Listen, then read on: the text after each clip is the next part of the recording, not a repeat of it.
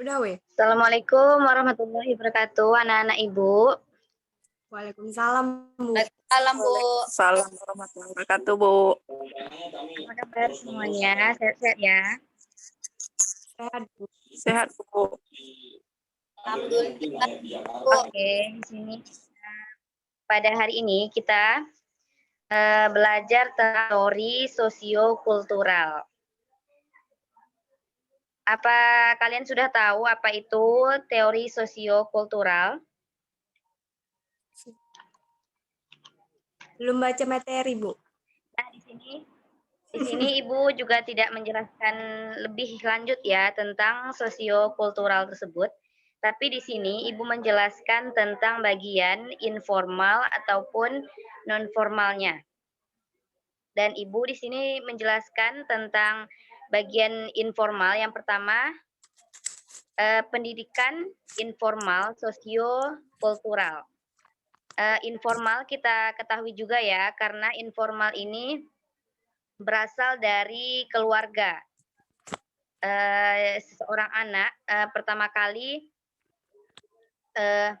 melihat atau memahami atau meniru atau mendapatkan pengetahuan itu paling banyak melalui keluarganya ya. Jadi jika seorang keluarga itu perilakunya, jika di dalam keluarga banyak yang berperilaku baik, misalnya pasti ada salah satu anak yang meniru contoh perilaku baik tersebut. Contoh perilaku buruk yang terjadi pada keluarga, kita bisa cari tahu sendiri ya, atau seperti mencuri, itu perilaku buruk dalam. Oke, semuanya?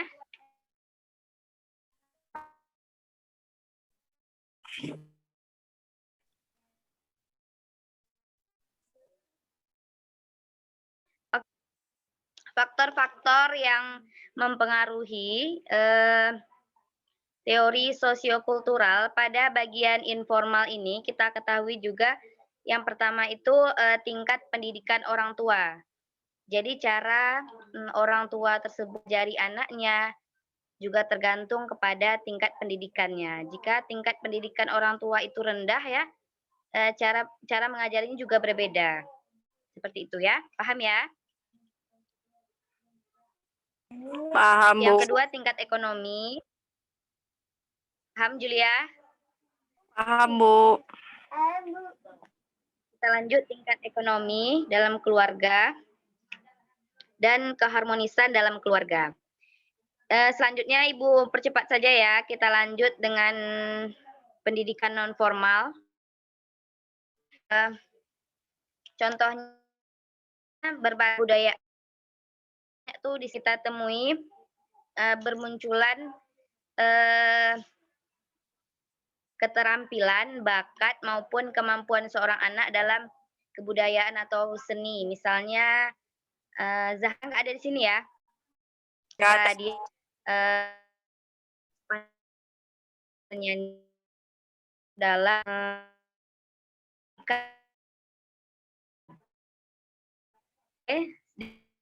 di situ saja penjelasannya. Kah dari anak-anak Ibu ini ingin bertanya atau menambahkan pemikiran tentang sosiokultural ini? Gimana?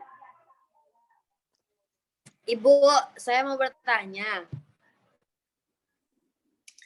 Tapi yang di bagian zona perkembangan proksimal atau zone of proximal development menurut Vygotsky, itu kan perkembangan kemampuan seseorang dapat dibedakan ke dalam dua tingkat. Nah, saya mau Ibu menjelaskan yang maksud dua tingkat itu, Bu.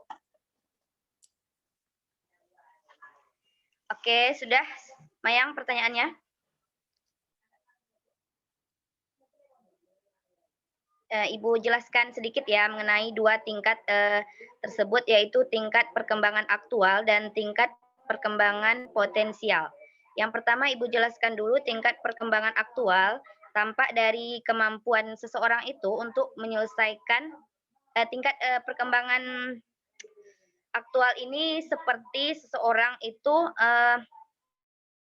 misalnya sendiri, mampu menyelesaikan masalahnya sendiri atau tanpa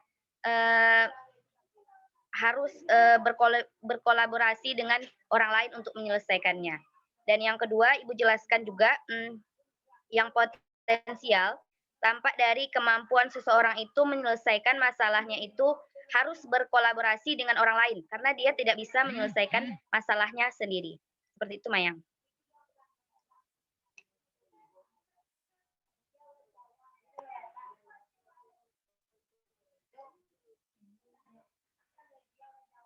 Bagaimana dengan jawaban Ibu? Apakah sudah mengerti? Sudah, Sudah Bu. mengerti.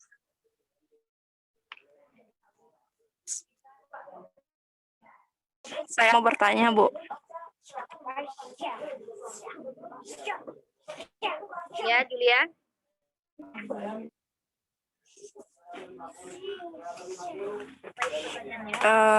Pendidik formal itu adakah yang berpendidikan suasana ini, Bu? Yang bisa kami pahami, Bu. Bagaimana maksudnya Julia? Ibu kurang paham. Maksudnya, pendidikan formal ini, untuk saat ini, adakah dampak rendahnya bagi siswa? Kayak kami ini, Bu, misalnya perubahannya gimana, dampaknya itu gimana, Bu? Biar kami itu mudah memahami dari tadi pertanyaan si Mayang itu, Bu. Teori yang tadi, Bu. Itu tidak ada sangkut pautnya ya dengan informal. Yang tidak mempelajari masalah tingkat perkembangan aktual dan potensial. Jelas dari pertanyaan Julia, jawabannya yaitu menurut Ibu banyak dampak yang dapat ketika masalah seseorang itu mengikuti pelajaran informal, pendidikan informal maksudnya. Karena banyak dari kita juga memiliki dampak ekonomi ya, karena banyak dari keluarga kita yang kurang mampu sama sekali untuk melanjutkan pendidikan informal, dan itulah masalahnya banyak dari kita atau banyak dari orang daerah pelosok-pelosok atau orang-orang yang tersebut tidak melanjutkan pendidikan. Oke, lalu pelajaran kita pada hari ini, apabila terdapat kesetujuan mohon diberi maaf. Wabillahi taufiq. Waalaikumsalam Waalaikumsalam Waalaikumsalam. warahmatullahi wabarakatuh.